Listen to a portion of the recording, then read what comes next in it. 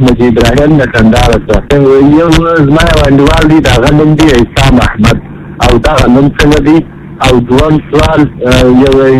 یو سړی دی څو خلک دي د انشاءالله د لمانځه سنت نه کوي آیا دا تاسو بولي که نفل آیا دا څنګه دي ګناه ډېر نه دی که لږ مننه سلام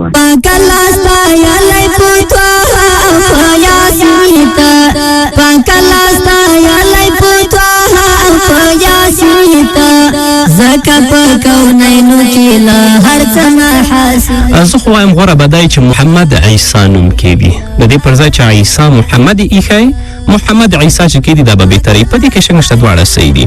هغه چې تل لپاره یعنې دوامدار شکل باندې هغوی سنت پرېږدي هغوی بیا د فرض و باک هم نه کوي د رسول الله صلی الله علیه وسلم سنت دي باید ډېر په درنه سترګه باندې موږ ورته ګورو هغه ضرورت مسایل بیلي چې ضرورت لپاره یې پرېږدي سړی قصدن باید سنت پرېنږدو قدرمن اورېدونکو